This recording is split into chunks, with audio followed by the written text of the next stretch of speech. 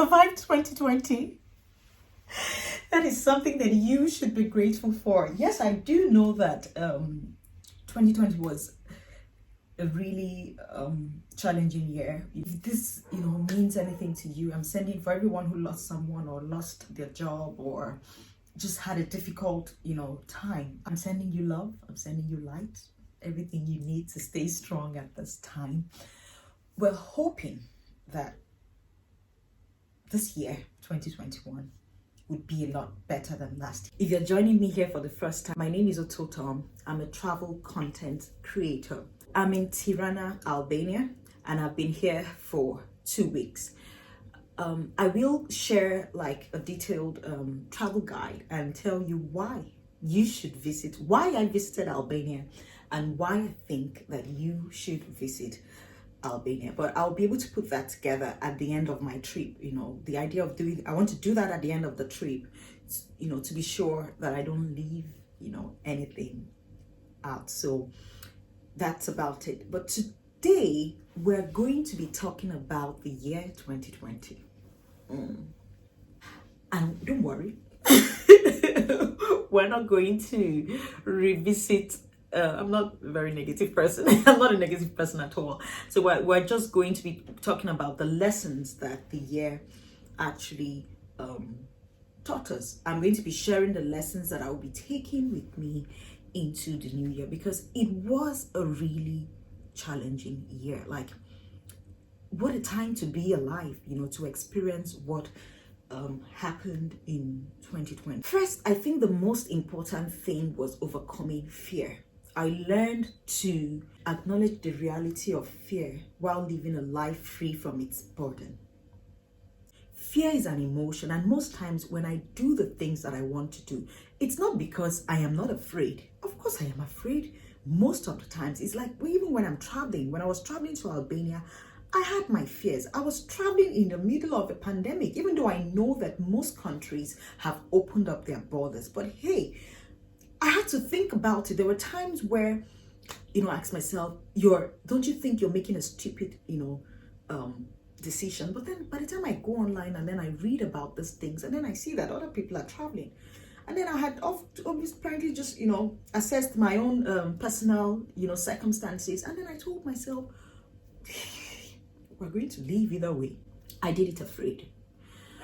So now, what is this all about? It's just about the way 2020, actually went. It went in a way that made us afraid. We were all afraid. We did not know if we were going to make it, because we're in the middle of a pandemic. There was a lockdown. We had stories of people being infected and people dying.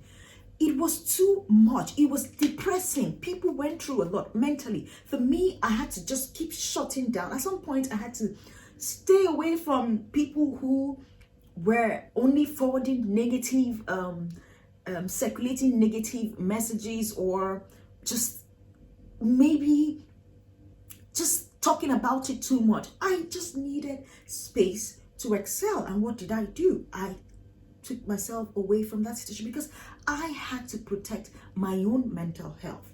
So at every point in time, we must understand that we all need to prioritize ourselves, because if we're not alive, then none of this, really makes sense. So I learned that if I'm going to do something, then it's absolutely okay for me to do it afraid.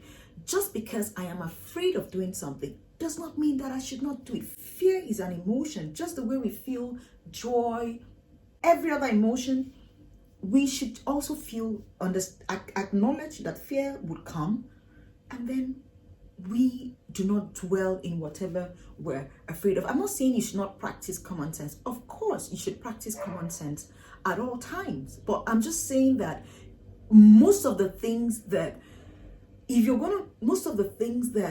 inspire us and most of the things we aspire to be are beyond our comfort zone. It would take you doing things afraid a lot of times to be able to achieve, certain goals that you have set for yourself. So what is this message about?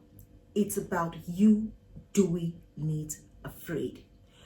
Don't listen to the voices in your head that tell you cannot do it. People normally would, the thing about negative people is that they would put the limitation that they have placed on themselves on you. Because if they okay, let's say something has to be done, because they think it cannot be done, or they know that they cannot do it, they tend to put that same limitation to you and tell you, hey, it cannot be done.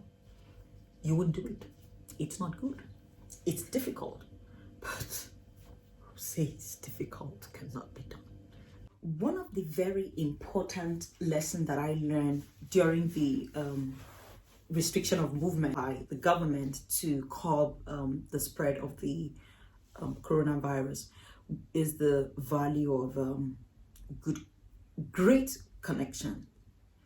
Most times we live our lives, we just say, oh, we don't care about people. Everybody's mean. Everyone is mean. Oh, friends are difficult. There's never a true friend.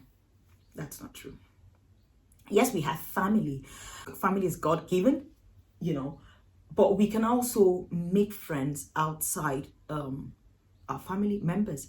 Friends are like family you make, for yourself. And the easiest way, the world is filled with good people. You have to learn to nurture, relationships and friendships so that you would always have someone to turn to when you are in need. It could be emotional need. It could be whatever. It might just be that you just want someone there for you. You have to build those connections. You don't just pluck it, from the tree. That we surround ourselves with the greatest influence on our behavior, our attitude, and even our success. Like if there are like 6 fools in the room, you're going to be the 7th one. So at every point in time, you do want to assess, am I with the right team? It really has nothing to do with going about and just looking for who is. No, it's about giving what you want in return. And the truth is, most times you would get it back. If you don't get it back, then you move on to the next. But my point is that if you've invested time and love, and friendship in a person, chances are you would get it back. Now, it does not mean that this friend will not hurt you. But come on, we're all human now. People are dying every day and you're saying someone hurt you. Who the hell are you? Forgive. It's absolutely okay if you don't want to remain friends with them, depending on what you think that they did to you. But I'm saying that through friendships, you can actually nurture very good, friendship without allowing the problems of life, get in between. So one thing I really learned was the value of this great connection. Be intentional and surround yourself with people who are good for your mental health.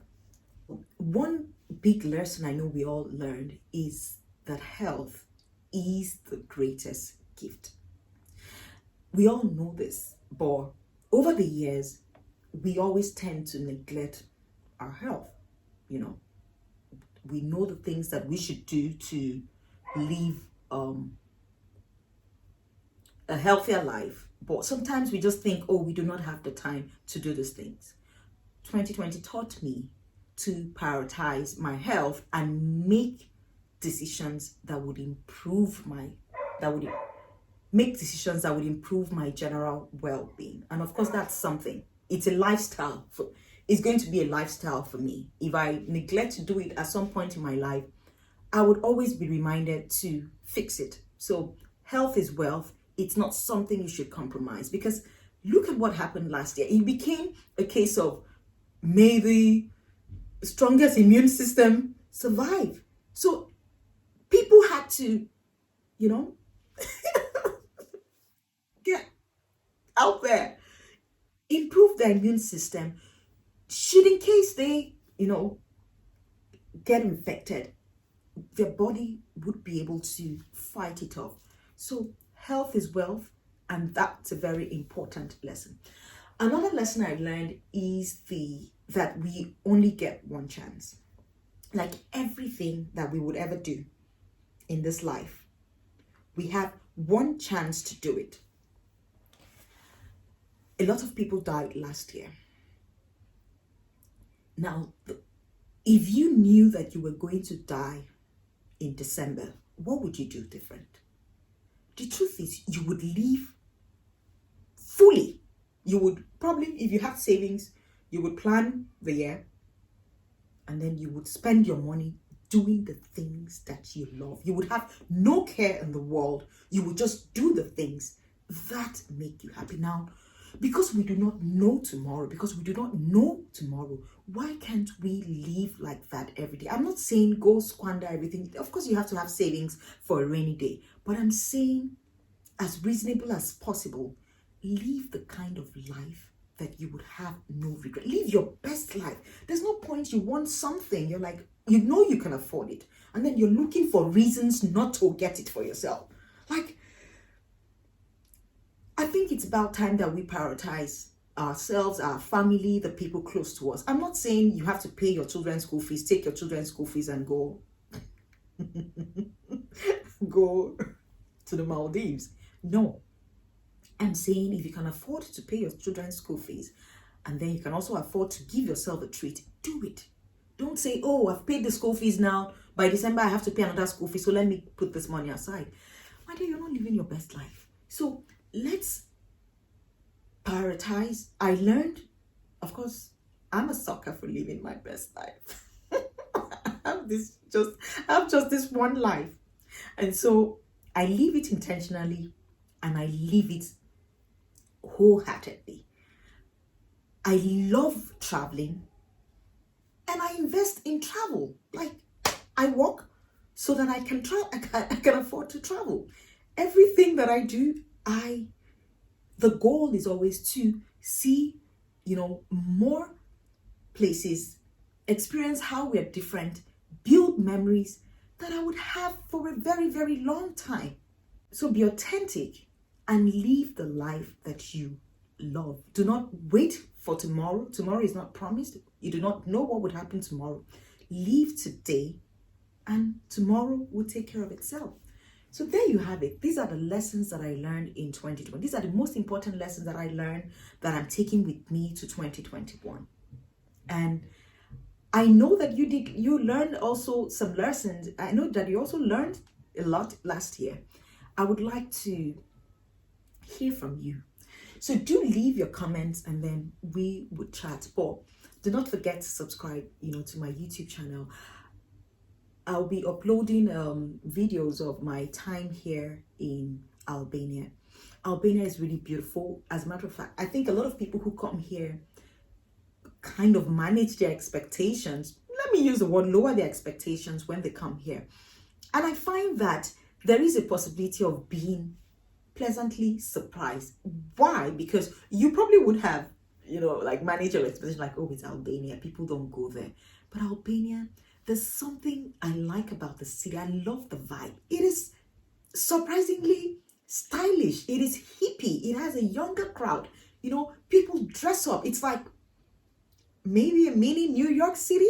I love it. So I'm really, really going to be sharing. That's like Tirana. It's Tirana I'm talking about. So I've been to a few cities outside Tirana. And so I'm going to be sharing some of my experiences, here with you. So do not forget to subscribe, because if you subscribe when I post, you get to see it. So thank you very much. So I'm hoping that this year would be a lot better. I'm not just hoping, I am praying. And I join my faith with yours. that this year would be a better, year for us, for our loved ones. And Happy New Year!